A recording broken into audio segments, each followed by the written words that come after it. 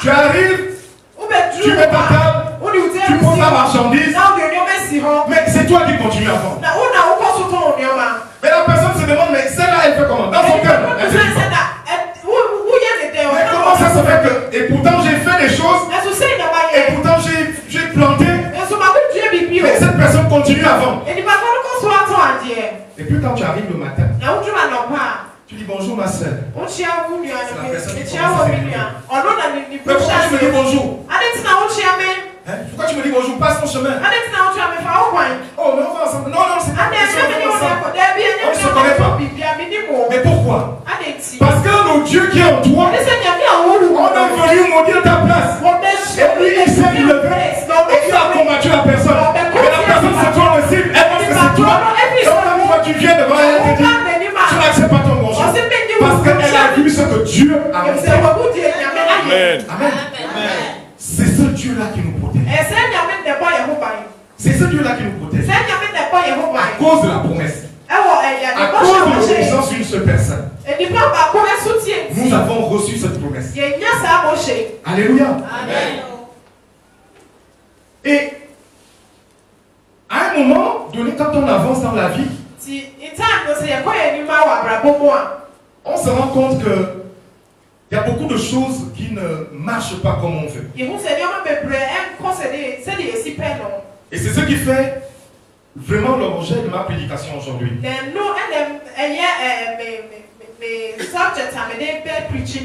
Nous avons vu qu'Abraham a obéi. Derrière l'obéissance d'Abraham, Dieu a fait des promesses. Amen. Amen. Nous également, dans notre vie, quand nous avons rencontré le Seigneur, Dieu à ce moment-là a fait des promesses pour nous.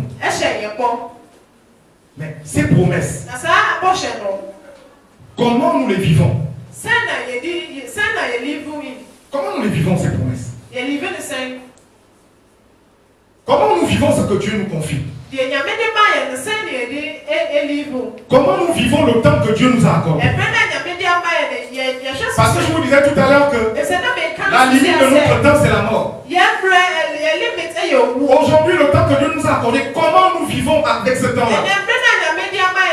Qu'est-ce que nous faisons pour Dieu, pour le temps qu'il nous a donné avec grâce?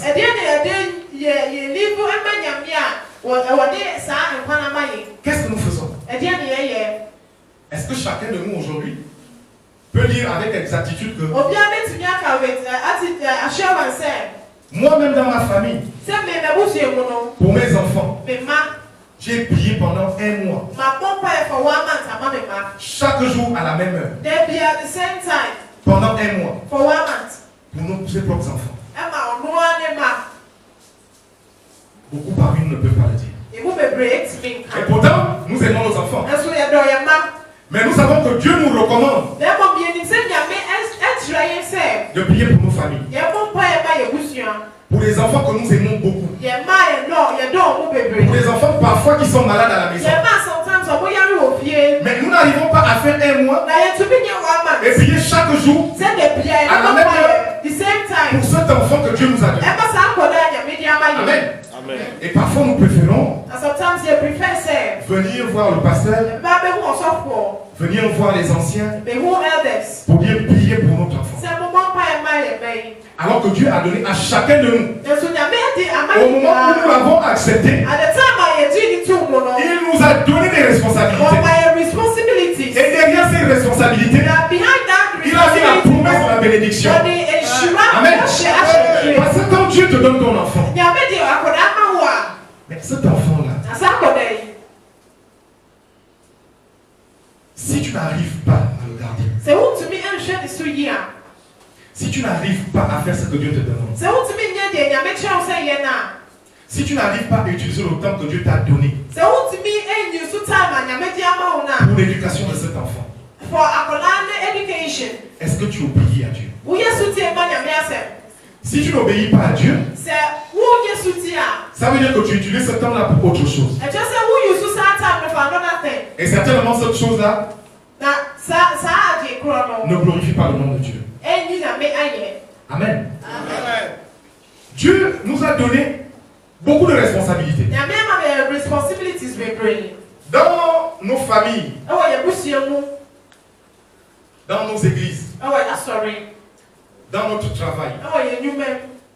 nous a donné des responsabilités. Amen. Mais aujourd'hui, nous avons des collègues de travail. Aujourd'hui, nous avons des personnes que nous voyons tous les jours dans notre quartier. Des personnes qui ont besoin de prière. La responsabilité que Dieu a donnée aux chrétiens, que toi tu l'as accepté comme Seigneur, c'est pour que le réveil spirituel de ces personnes-là passe par toi. Parfois il nous arrive, tu rentres chez toi et tu trouves quelqu'un qui est dans une situation que tu ne maîtrises pas, tu ne comprends pas.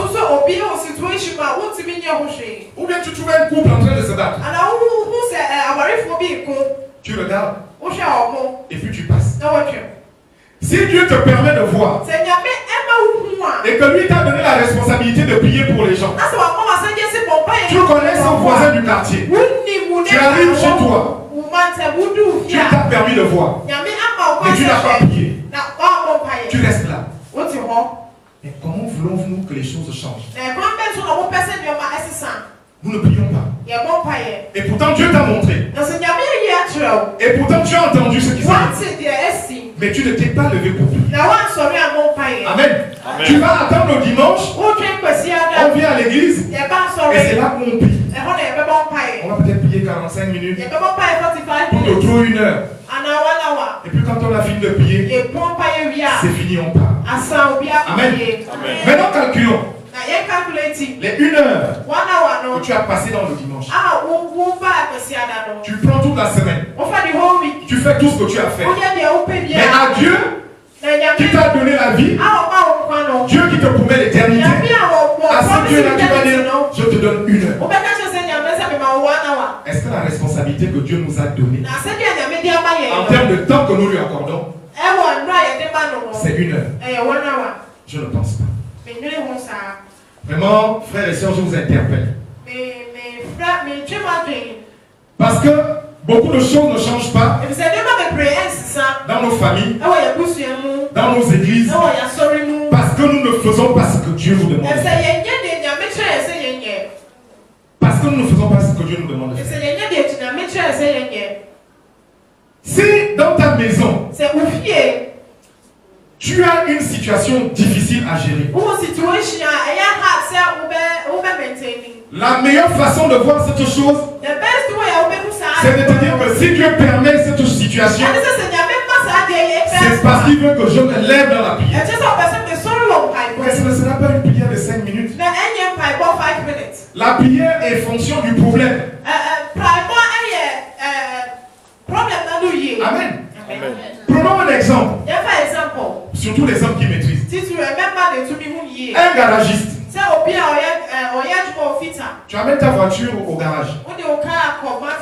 Tu lui dis qu'il y a un problème de clignotant ou de phare. Le garagiste il va prendre peut-être 30 minutes pour faire ça. Il te dit mon frère, prends ta voiture pas. Le prix c'est combien? 15 000. Tu lui donnes 30 minutes. Maintenant tu amènes la même voiture au garage qui a un problème de moteur. Tu as coulé ton moteur.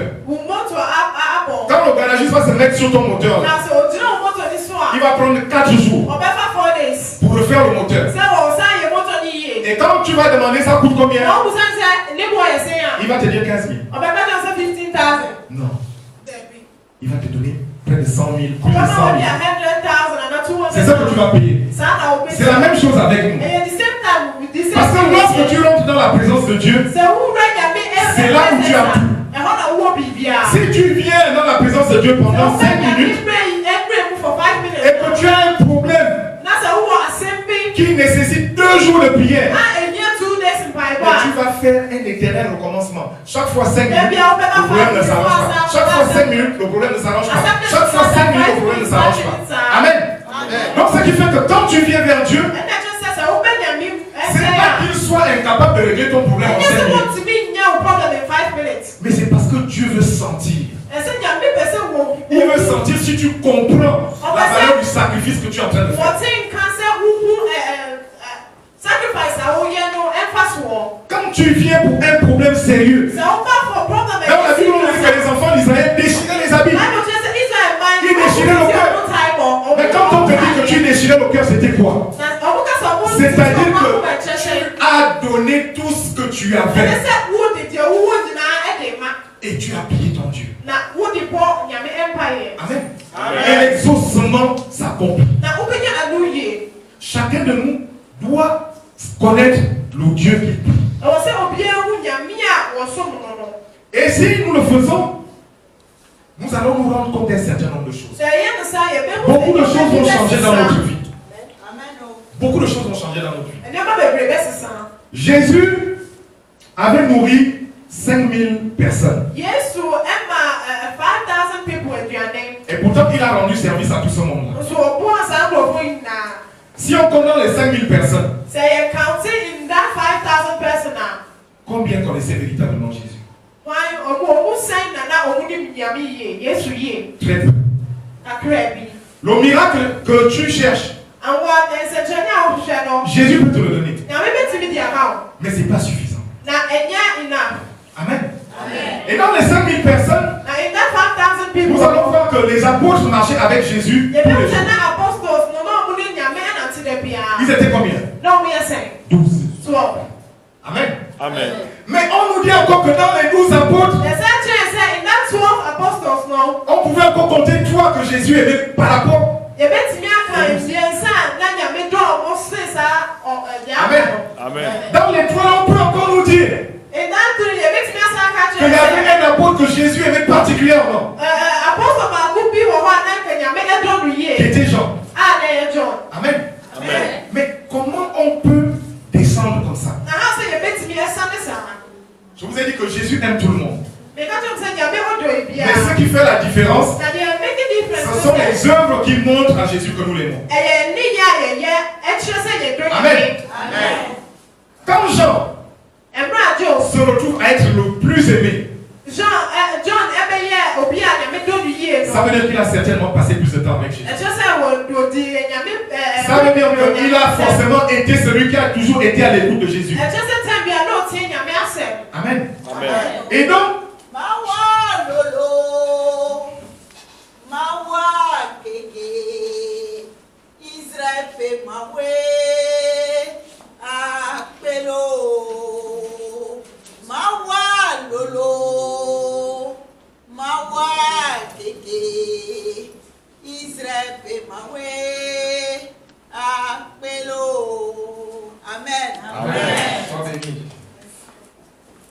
donc, ce qui détermine la relation que nous avons avec Dieu, c'est le temps que nous accordons à Dieu. C'est la manière dont nous connaissons Dieu. Alléluia. Parce que si nous ne connaissons pas Dieu, ça va être difficile. Et je vous dis que le temps qui nous reste est peu par rapport à ce qui nous attend. Nous devons nous battre beaucoup plus pour l'éternité que les quelques temps que nous passons sur la terre. Amen. Amen. Et nous allons lire un second texte qui se retrouve dans 2 Corinthiens 6. Chapter 6. Oui, versets 1 à 3. Verses 1 to 3. Amen. Amen. Amen. Amen. Amen. Nous lisons la parole de Dieu dans le 2e livre des Corinthiens, le chapitre 6, les versets 1 à 3. Puisque nous travaillons avec Dieu, nous vous exhortons à ne pas recevoir la grâce de Dieu en vain. Car il dit, au temps favorable je t'ai exaucé, au jour du salut je t'ai secouru. Voici maintenant le temps favorable, voici maintenant le jour du salut. Nous ne donnons aucun sujet de scandale en quoi que ce soit, afin que le ministère ne soit pas un objet de blâme. Amen. Amen.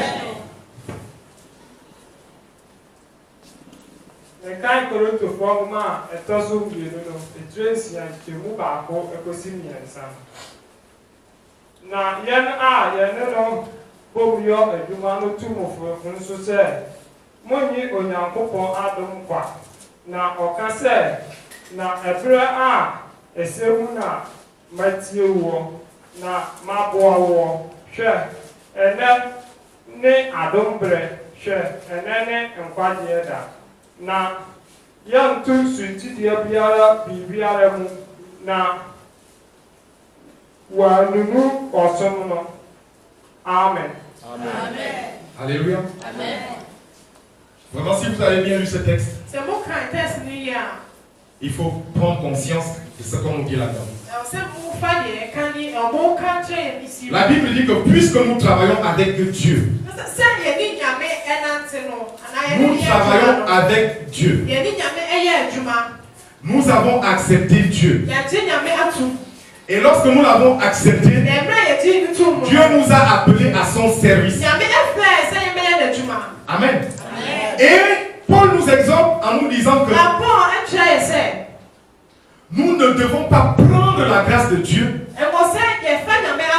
en vain. Quoi? En vain, ça veut dire pour quelque chose qu'on néglige.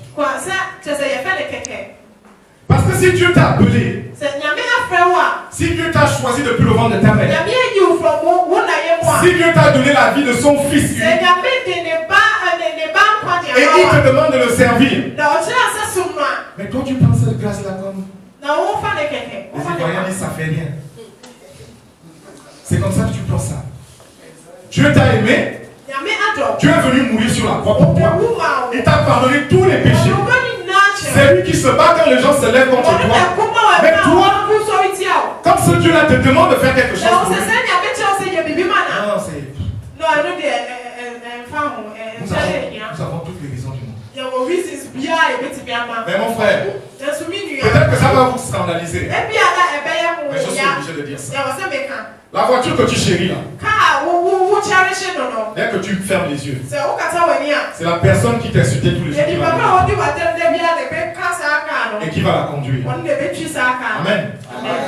Tout ce que tu mets, là où tu mets le cœur, là où nous mettons le cœur, pas tu, là où nous mettons le cœur, lorsque nos yeux sont fermés, il n'y a plus, on ne peut plus faire droit. Mais là où tu vas, il faut être sûr de là où tu vas. Amen. Parce que Dieu t'a donné des dons.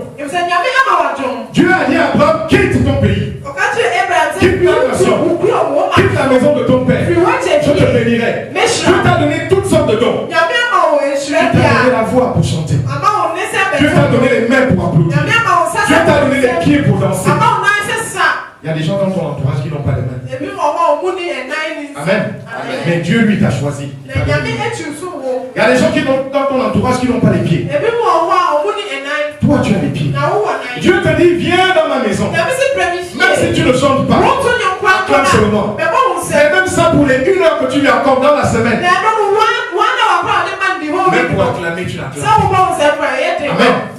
Pour quelqu'un qui t'a donné la vie. Pour quelqu'un qui a envoyé son fils mourir pour toi. Quelqu'un qui te dit tu seras avec moi dans l'éternité. Mais quand il faut faire quelque chose dans sa maison, on fait ça avec négligence. La Bible nous dit, ne prenons pas la grâce de Dieu en vain. Ne prenons pas ce que Dieu nous a donné pour mettre ça dans les poubelles. Amen. Tu sais jouer le tam-tam. Quand tu dois venir à l'église pour faire des répétitions, il y a quelque chose de plus important. C'est bien. Quand tu dois venir à l'église, parce qu'on doit lire la Bible, tu n'as pas le temps. Le taxi, tu n'as pas le temps. Le travail, tu n'as pas le temps. Mais tout ça va s'arrêter à la limite. Amen. Amen. Et quand ça s'arrête à la limite, il n'y a plus de retour possible. Ce qui t'attend ne va jamais te modifier.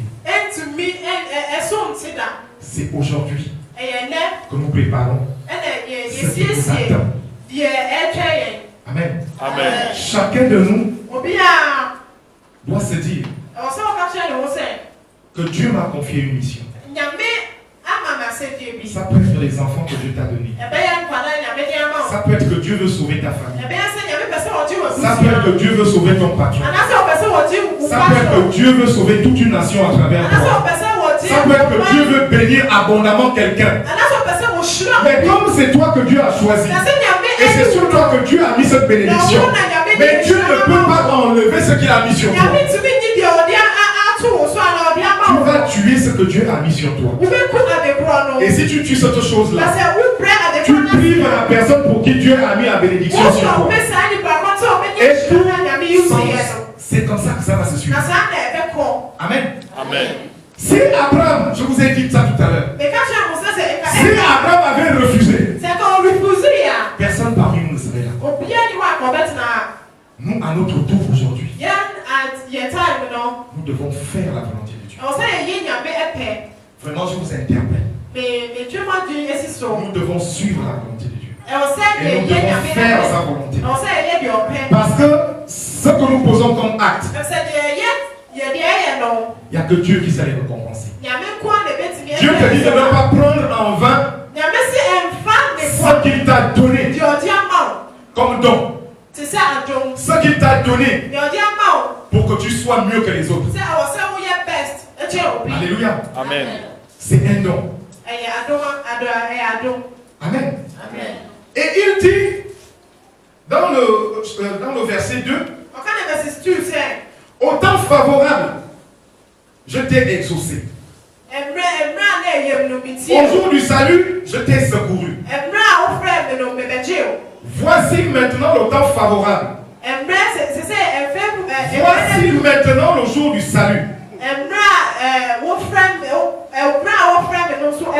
Au temps favorable, je t'ai exaucé.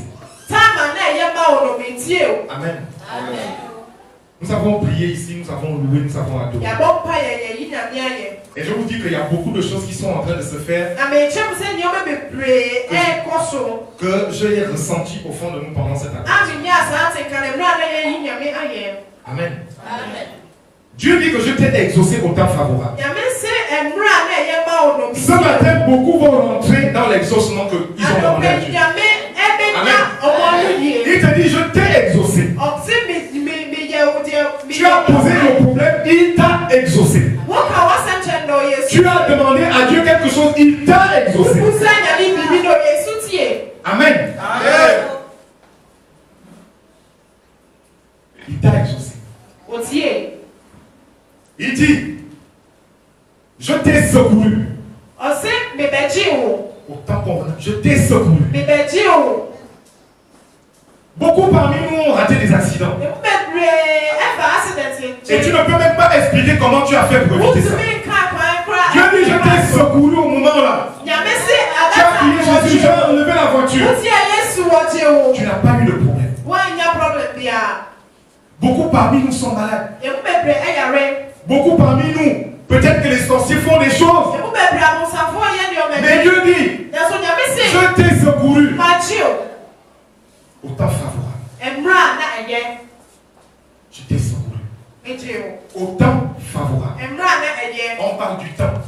Quand tu avais besoin de lui, il t'a secouru.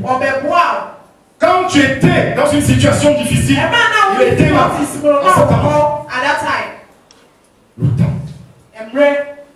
Lui, il a fait sa part. Maintenant, nous, quel est le temps que nous donnons à Dieu? Amen.